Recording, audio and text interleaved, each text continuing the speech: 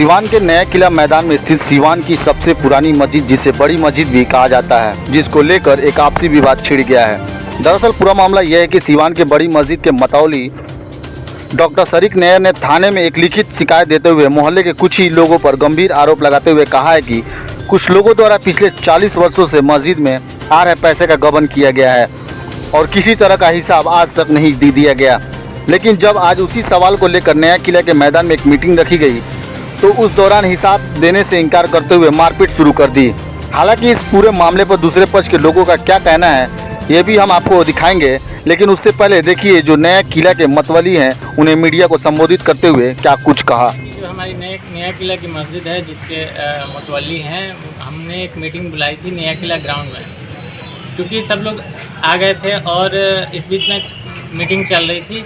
क्योंकि उसका देख रेख सारा हम ही करते हैं, हमारे घर से होता है। तो उसमें कुछ लोग हैं जो कार्यकारिणी में सदस्य हैं, तो उन लोगों को भी मैंने बुलाया था।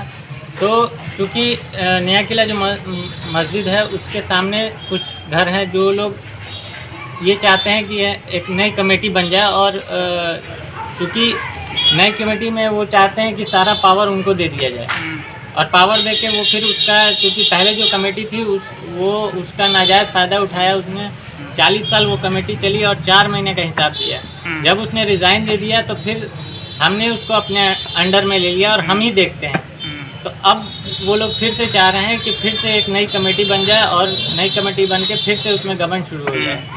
तो यही मसला है। तो वो लोग आके एग्रेसिव हो गए और लड़ाई झगड़ा करने लगे, क्योंकि उसमें उन लोगों ने कुछ नौजवान को आगे कर रखा था। क्योंकि वो ज़्यादा एग्रेसिव थे और मारपीट करने के ये थे, तो मैंने थाना को भी फ़ोन किया और थाना को ये बात मैंने लिखित में भी दी है। क्योंकि मुझे, मेरे परिवार को और जो कार्यकारिणी के सदस्य हैं उनको भी ख़तरा है कि उनको कमज़ोर समझ के वो लोग उस पर कभी भी अटैक कर सकते हैं। तो इसलिए मैंने थाना में इसकी पूरी क्या मतलब चाहते हैं, लिखित जो आवेदन दिया है उसके अनुसार क्या चाहते हैं? मैं ये चाहता हूँ कि उस पर जिन जिन लोगों ने इस तरह की हरकत की है, चूँकि मस्जिद और मदरसे की बात है, तो इस तरह की हरकत नहीं होनी चाहिए। क्योंकि पहले भी इन लोगों ने एक बार मस्जिद में मैंने मीटिंग बुलाई थी और इन लोगों ने मस्जिद में इस तरह की हरकत की थी। एक लड़के ने उठ के कार्यकारिणी सदस्य का कॉलर पकड़ लिया था। तो इसीलिए मैंने मस्जिद में ना रखे, क्योंकि मस्जिद में अगर इस तरह का होता है तो बहुत ही गलत मैसेज जाएगा। तो मैंने अपने घर के सामने ये मीटिंग रखी, उस पर भी उन लोगों ने यहाँ पे भी उसी तरह की हरकत की। तो ये अच्छी बात नहीं है।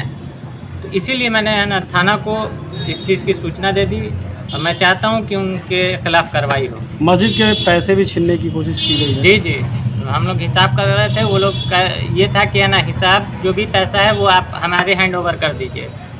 तो कौन कौन लोग थे और उनका नाम आपने क्या थाने को बताया? FIR जी जी, उसमें पप्पू हैं, अब्दुल सलाम हैं और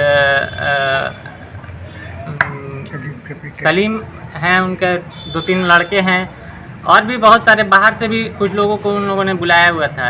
क्योंकि उन लोगों का मोटो था कि झगड़ा करना, अपनी बात मनवाना। तो ये मोटो के हिसाब से उन लोगों ने बाहर से भी लड़कों को हायर किया हुआ था। जान से मारने की भी धमकी? जी जी, उन लोगों ने कहा कि अगर आप मेरे हवाले ये नहीं करते हैं मस्जिद और मदरसा, तो हम आप पे एक्शन ले सकते हैं।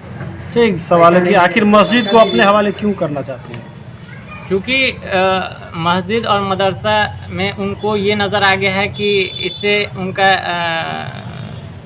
घर का खर्च या जो भी इस तरह का, तो अब वो ये चाह रहे हैं कि जैसे पहले कमेटी ने किया कि कोई हिसाब नहीं दिया, कोई करोड़ों की ज़मीन बेच दी और उसका कोई हिसाब नहीं दिया, वो फिर वही चाह रहे हैं कि फिर उसी तरह से हो और मस्जिद और मदरसा में जो पैसा आता है उसको का गबन किया जा सके। पैसों का दुरुपयोग। जी जी।